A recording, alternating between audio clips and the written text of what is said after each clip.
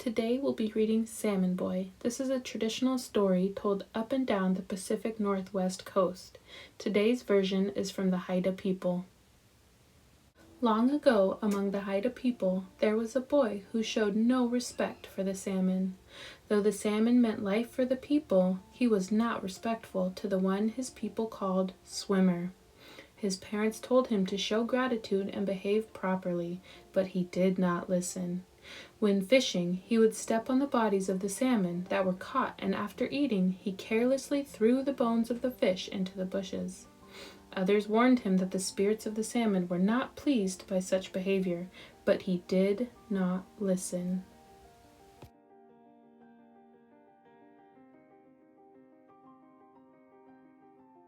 One day, his mother served him a meal of salmon. He looked at it with disgust. "This is moldy," he said, though the meat was good. He threw it upon the ground. Then he went down to the river to swim with the other children.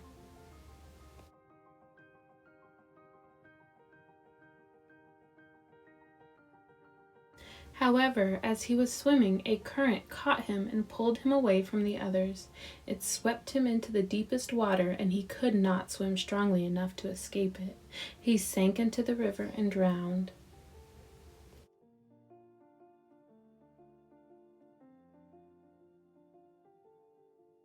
There, deep in the river, the salmon people took him with them. They were returning to the ocean without their bodies. They had left their bodies behind for the humans and animal people to use as food. The boy went with them, for now he belonged to the salmon.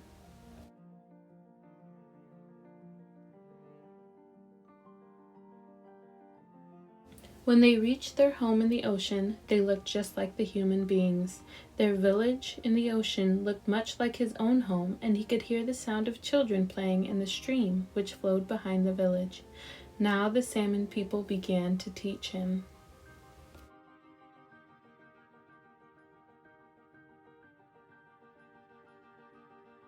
He was hungry, and they told him to go to the stream and catch one of their children, who were salmon swimming in the stream. However, he was told, he must be respectful, and after eating, return all of the bones and everything he did not intend to eat back to the water.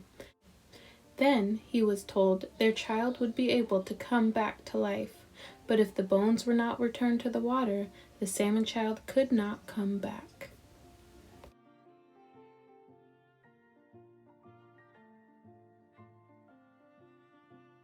He did as he was told, but one day after he had eaten, when it came time for the children to come up to the village from the stream, he heard one of them crying. He went to see what was wrong. The child was limping because one of its feet was gone. Then the boy realized he had not thrown all of the fins back into the stream. He quickly found the one fin he had missed and threw it in, and the child was healed.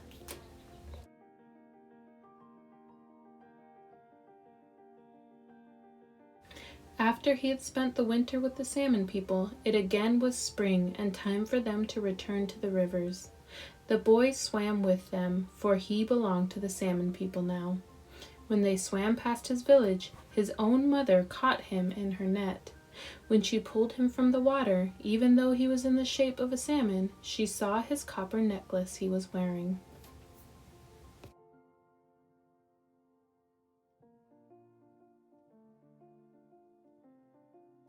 It was the same necklace she had given her son. She carried Salmon Boy carefully back home. She spoke to him and held him, and gradually he began to shed his salmon skin. First his head emerged, then after 8 days he shed all the skin and was human again.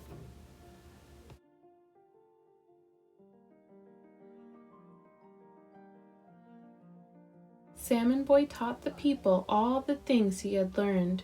He was a healer now, and helped them when they were sick. "I cannot stay with you long," he said. "You must remember what I teach you." He remained with the people until the time came when the old salmon, who had gone upstream and not been caught by the humans or animal people, came drifting back down toward the sea.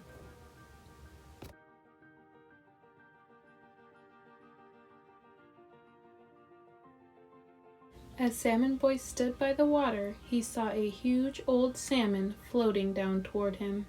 It was so worn by its journey that he could see through its sides. He recognized it as his own soul and thrust his spear into it. As soon as he did so, he died.